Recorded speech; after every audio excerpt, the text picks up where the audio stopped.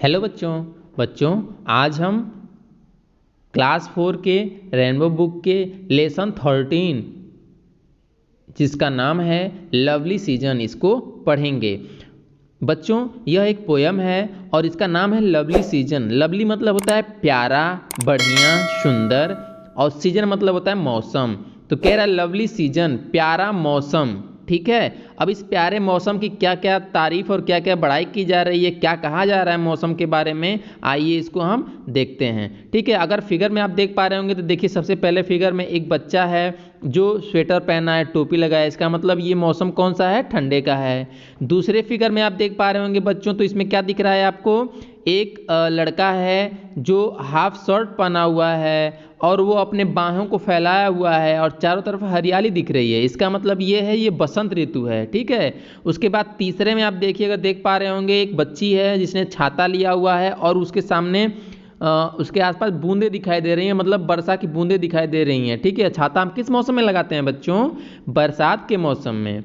ठीक है, तो यहाँ पे आप देख पा रहे होंगे कि यहाँ पे बच्ची ने बरसात के मौसम में छाता लगाया, यानी कि बरसात का मौसम है तीसरे फिगर में। चौथे फिगर में आप देख पा रहे होंगे बच्चों कि एक बच्ची इसमें भी दिख रही है जिसके बाल बड़े बड़े हैं, इसका मतलब ये बच्ची है और उसके आसपास पत्ते गिर रहे हैं, इसका मतलब ये पतझड़ का मौसम है। ठीक है बच्चों, तो आइए देखते हैं कि हम इस फिगर के अलावा, इस फिगर से रिलेटेड, इस फिगर से जुड़ा हुआ इस पाठ में क्या क्या बताया जा रहा है। ठीक है, आइए शुरू करते हैं बच्चों। सबसे पहले यहाँ पे हम ये कविता को पहले पढ़ेंगे और उसके बाद इसका अर्थ भी समझने का प्रयास करेंगे। बच्चों कह रहा है the first month of the year is January, the first month of the year is January, followed by a cold and foggy February, then comes March with the spring, and in April blossom everything. May and then June are very hot. In July and August we see raindrops. September is the 9th and the 10th October. Leaves fall as autumn end in the November. The last month of the year is easy to remember. Christmas come in the 12th month, that is December. ठीक है, आइए अब देखते हैं कि इसमें क्या बता रहा है, इस सारे पोयमों में क्या बताने का प्रयास कर रहा है, क्या समझा रहा है। देखिए सबसे पहली जो लाइन है उसमें कह रहा है the first month. The first मतलब होता है पहला, मंथ मतलब महीना, ऑफ मतलब का, द ईयर मतलब साल, इज मतलब है, जनवरी मतलब जनवरी। तो साल का पहला महीना क्या है, जनवरी है। The first month of the year is जनवरी, साल का पहला महीना जनवरी है। ठीक है बच्चों, तो ये तो सही है, ये तो आपको जानते ही हैं कि साल में 12 महीने होते हैं और 12 महीने का जो पहला महीना होता है वो कौन सा होता है, कहाँ से शुरुआत होता है साल हमारा, जनवरी से शुरुआत होता है। ठीक है, आगे कह रहा है followed by a cold and foggy फरवरी।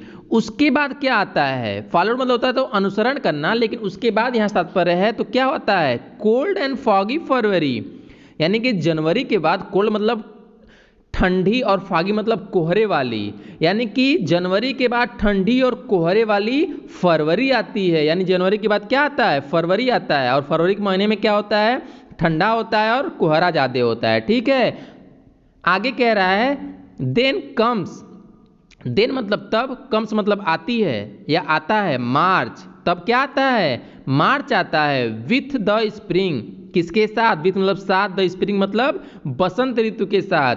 और तब पहले जनवरी आता है, फिर फॉगी यानी कि कोल्ड, ठंडा और कोहरेदार फरवरी आता है, और उसके बाद मार्च आता है, किसके साथ मार्च आता है, स्प्रिंग, बसंत ऋतु के साथ मार्च आता है। ठीक है, उसके बाद देखिए बच्चों क्या कह रहा है, एंड कह रहा है and in April blossom everywhere, कह रहा है कि मार्च बसंत ऋतु के साथ आती है और अप्रैल महीने में क्या होता है, हर तरफ खिलापन होता है। खिलापन से तात्पर्य यहाँ पे ये है कि फूल खिले हुए होते हैं, मौसम खिल जाता है। ठीक है, फिर आगे कह रहा है and in April blossom everywhere, हर तरफ खिलापन होता है मतलब फूल खिले हुए होते हैं, मौसम सुहावना होता है।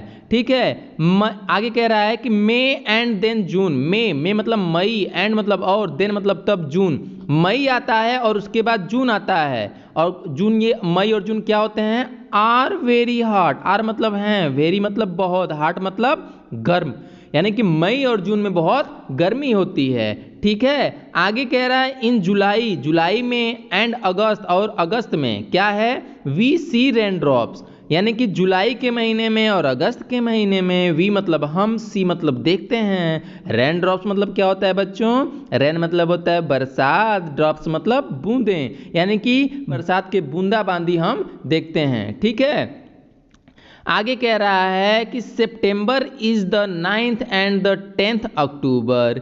सितंबर, सितंबर मतलब होता है बच्चों सितंबर, सितंबर इज है द 9th 9वां, एंड और द 10th और 10वां अक्टूबर, अक्टूबर है, यानी कि सितंबर महीना जो साल का होता है वो 9वां महीना होता है, एंड और द 9th और एंड द 10th अक्टूबर, और 10वां महीना कौन सा होता है, अक्टूबर होता है। ठीक है, अगर आप देख पा रहे होंगे तो इसमें लिखा है सितंबर is the 9th and the 10th अक्टूबर, सितंबर 9वां महीना होता है और अक्टूबर 10वां महीना होता है। ठीक है, आगे कह रहा है लीव्स, लीव्स मतलब होता है पत्तियां, फॉल गिर जाती हैं, गिरती हैं, एज जैसे ही ऑटम इंड्स, यानी पत्तियां गिर जाती हैं जैसे ही, ऑटम मतलब होता है बच्चों पतझड़, इंड्स मतलब खत्म होता है इन नवंबर, यानी कि नवंबर के महीने में जैसे ही पतझड़ खत्म होता है, पत्तियां पेड़ों से गिर जाती हैं। ठीक है, आगे कह रहा है the last month of the year is easy to remember. The last, last मतलब होता है बच्चों अंतिम, मंथ मतलब महीना, ऑफ द ईयर मतलब साल का, कह रहा है साल का अंतिम महीना क्या होता है, इजी आसान होता है, टू रिमेंबर याद करना।